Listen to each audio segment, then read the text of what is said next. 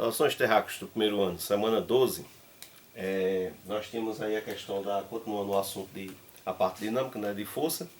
Temos agora alguns casos especiais, que é a questão da força elástica e desses pontos de equilíbrio, né, quando tem blocos sobre a ação de forças. Então é a questão da lei da ação e reação, certo? Então nesse primeiro aí a gente tinha um gráfico, certo? Esse gráfico mostra a deformação aqui de uma mola, né? A força elástica ela age em molas, em elásticos, em materiais que vão se contrair e se expandir sobre a ação de uma força ou para realizar a força, né? Os amortecedores lá dos veículos, certo? Que sofrem essa ação constante. Então aqui você tem a medida X em centímetros do que está se dilatando a mola, né? E a força aqui aplicada nesse caso, ok?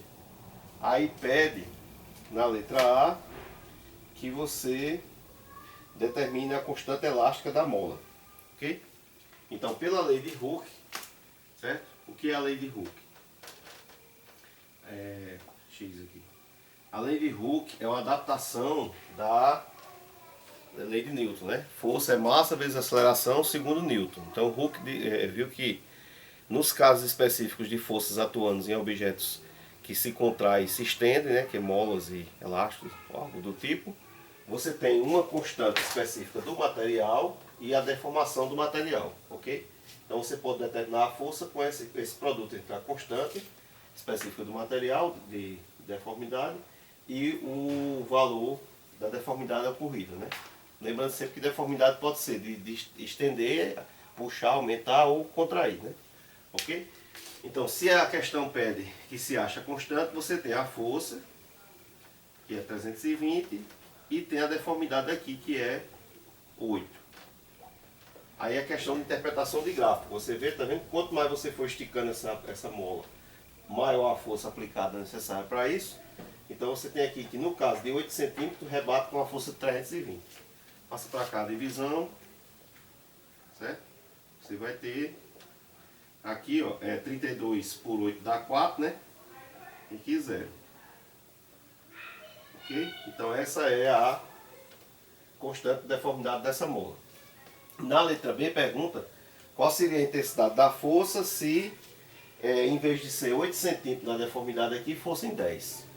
Então você tem uma força de a constante 40 vezes 10. Certo? A deformidade agora passando a ser 10 e a constante foi descoberta aqui. Ok? Isso aqui seria a letra A e agora aqui a letra B. Então a gente vai ter aqui uma força de 400 newtons, certo?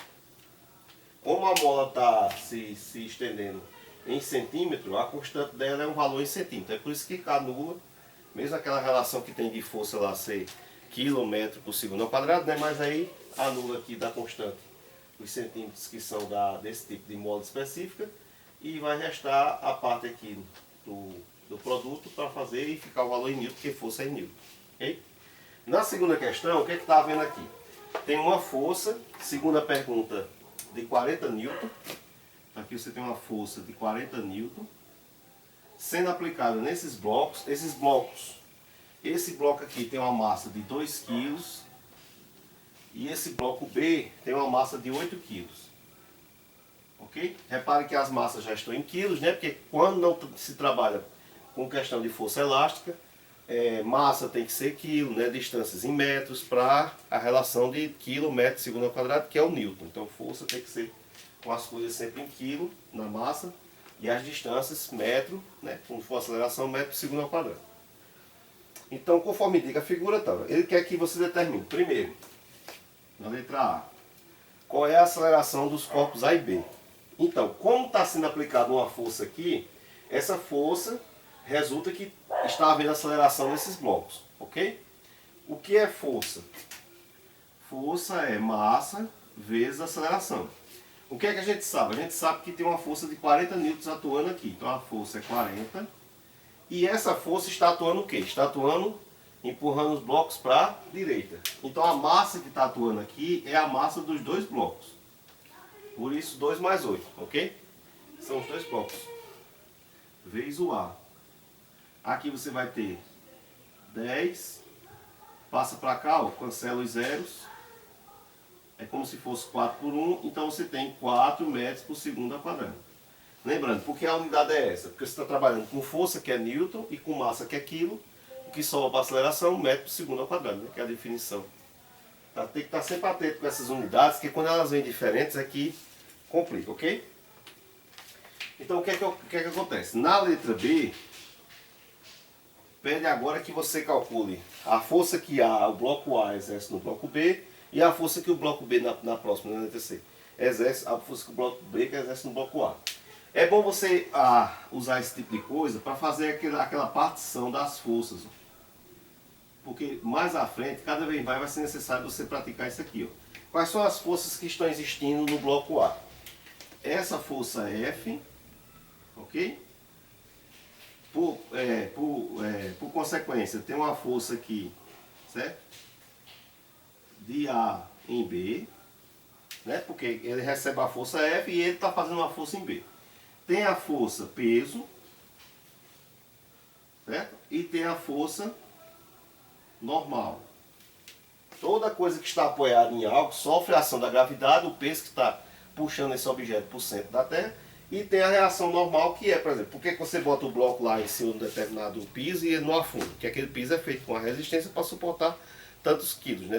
Tanta força lá em cima, atuando nele.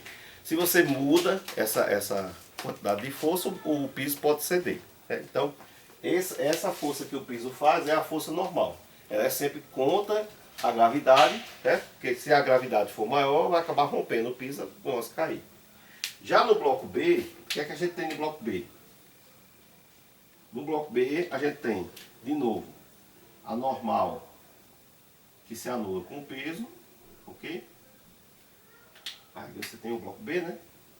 E tem essa força aqui, ó, certo? Que é a força de B em A. O que é que a gente percebe por aquele princípio, né? Ação e reação. A força de B em A é a mesma força de A em B. Elas se anulam, ok? E para calcular, então, para você responder a letra B e a letra C de uma só vez, para calcular isso aqui você usa a massa do bloco B. Por que a massa do bloco B?